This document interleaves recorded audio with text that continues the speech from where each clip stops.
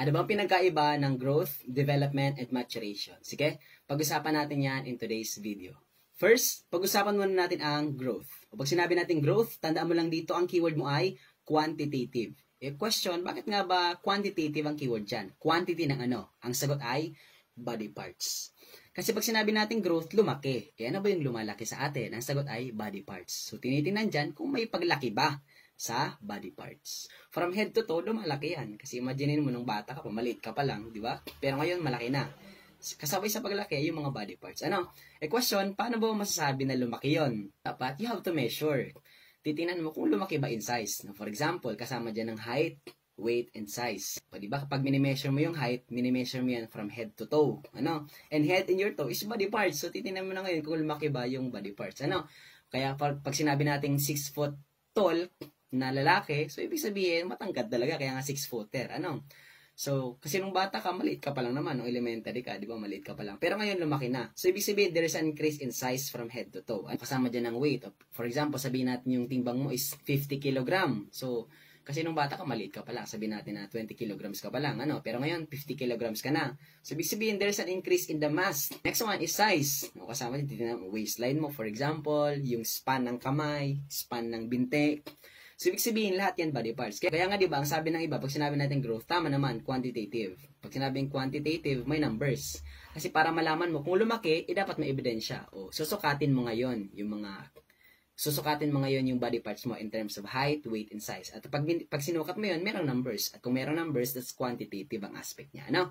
Next one is development. Kapag sinabing development, ang keyword mo dyan ay qualitative. Pero question, bakit nga ba qualitative ang keyword dyan? Quality ng ano? Ang sagot ay quality ng behavior.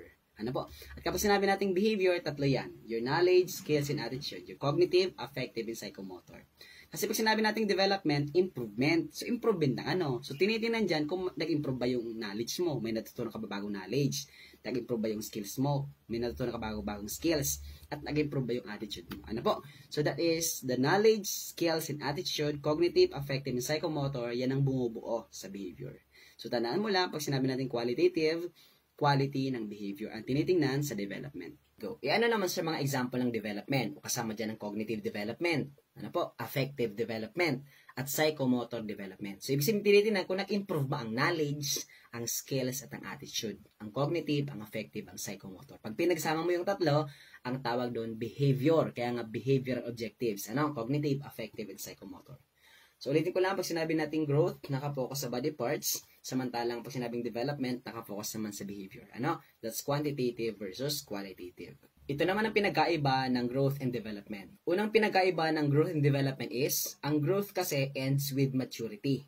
Ano ba yung maturation stage for girls? 18. Ano naman ang maturation stage for boys? That is 21.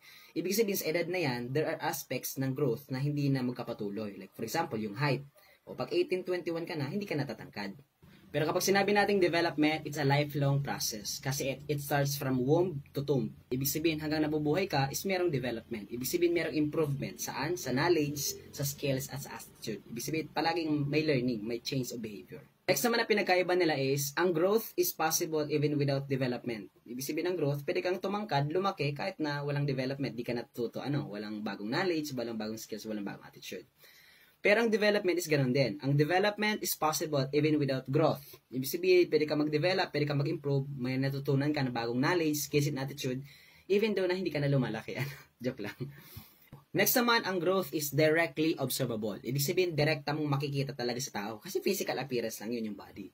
Like for example, ang height o ang tangkad, makikita mo kaagad kung matangkad ba yan, 7-footer ba yan, 6-footer ba yan, Pero kapag sinabi nating development, it is not directly observable. Ibig sabihin, hindi mo basta-basta makikita or hindi basta-basta mahalata. Like for example, cognitive development. May mga taong matalino pala, pero hindi mo mahalatang matalino siya. Not unless pumunta na yan sa board, mag-solve na yan ng mga mathematical equation, masabi mo na simple lang siyang pumorma, pero grabe, halimaw para mag-solve ng mathematical equations pag nasa board na.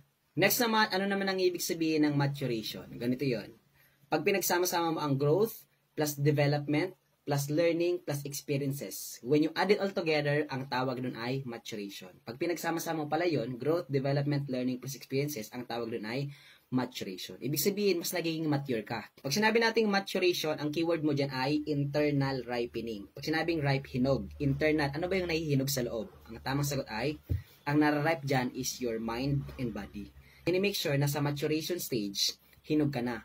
Na dapat ang mind and body are ready for a more complex roles.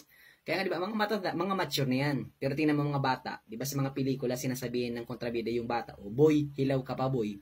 Sinabing hilaw, hindi pa siya ripe kasi yung bata kulang pa sa growth, kulang pa sa development, kulang pa sa learning, kulang pa sa experiences. Pero kapag matanda ka na, may growth ka na, tumangkad ka na.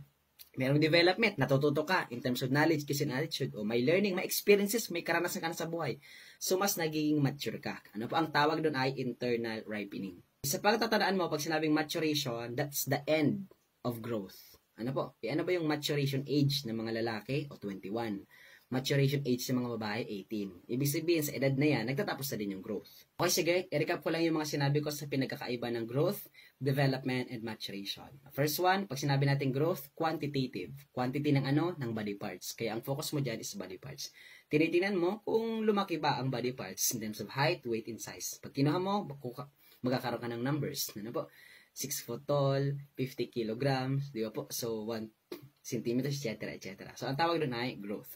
Pero kapag sinabi naman natin development, that is qualitative. Quality ng ano? Ng behavior. Ng knowledge, ng skills, ng attitude.